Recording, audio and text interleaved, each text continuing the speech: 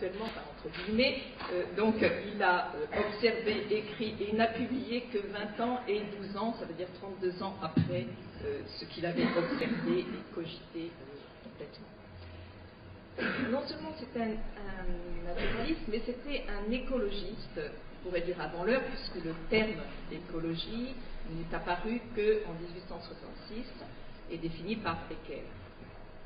Alors, il avait une vision qui était profondément écologiste du monde, puisqu'il insistait sur, lorsqu'il a observé toutes ces populations, ces espèces et l'évolution de ces espèces entre elles, il a insisté sur les interactions complexes qui existaient au sein du monde vivant, aussi bien végétal qu'animal.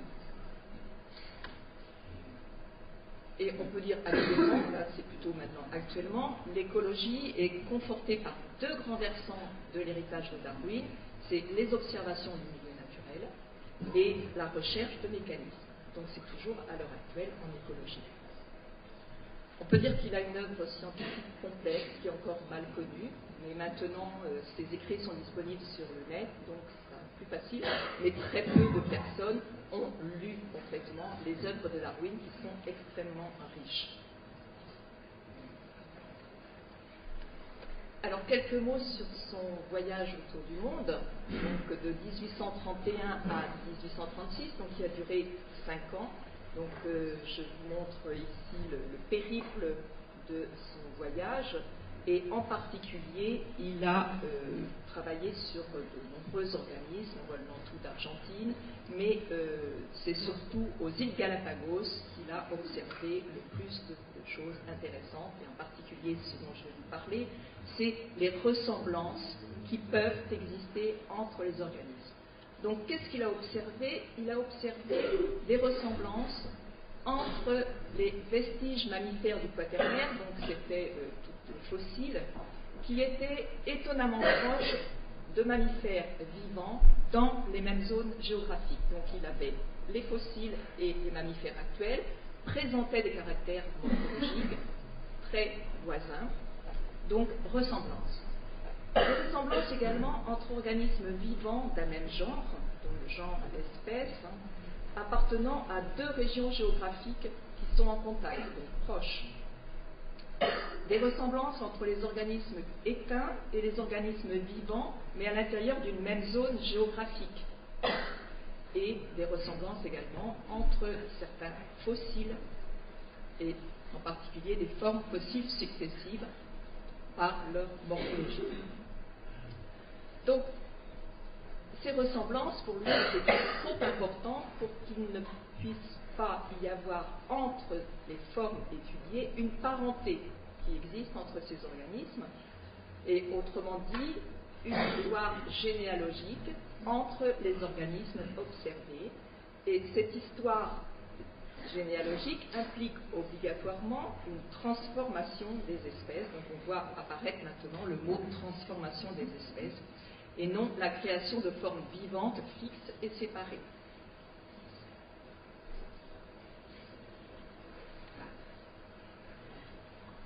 Alors, je vais essayer maintenant de parler des principes fondateurs de la théorie de l'évolution et donner les deux versants de ces principes. Le versant descriptif qui est plus connu du grand public, et également le versant explicatif qui va concerner beaucoup plus les mécanismes d'évolution. Donc, le versant descriptif qui va raconter l'histoire des êtres vivants depuis leur apparition sur Terre. Alors, dans ces cas-là, il s'agit comme un historien. Qu'est-ce qu'il faut faire pour raconter une histoire? Il faut compulser les archives, c'est-à-dire regarder ce qui existe au niveau des fossiles, les examiner, les comparer. Ensuite, rechercher des témoins directs ou indirects, c'est-à-dire les traces actuelles des processus évolutifs passés. Donc, on va retracer ce qui s'est passé précédemment et ensuite ordonner tout ça en établissant des chronologies. Et le versant explicatif, on va peut-être détailler un petit peu plus, c'est décrire les lois et les mécanismes qui sous-tendent cette histoire. trajectoire évolutive de la transformation des espèces et proposer, bien sûr, des liens logiques qui vont permettre de prédire les phénomènes observés ou de les comprendre a posteriori. Donc il y a les deux versants. Alors on commence par le versant histoire des êtres vivants, qui est le versant descriptif que vous connaissez beaucoup plus. Et on va faire un certain nombre d'observations. Le premier, c'est les êtres vivants ne sont pas fixes. Alors, c'est assez simple d'observer les fossiles. Et on observe des fossiles qui représentent la faune et la flore du passé, mais tous les fossiles observés correspondent à des groupes qui existent encore actuellement. Donc, passé, mais des groupes existent encore actuellement. Je vous ai donné deux exemples ici, les ammonites qui font partie des mollusques et les trilobites qui font partie des invertébrés. Mollusques et invertébrés existent encore actuellement. Donc dans ces cas-là, on pourrait rejeter les dogmes fixistes qui préconisent que les espèces sont immuables.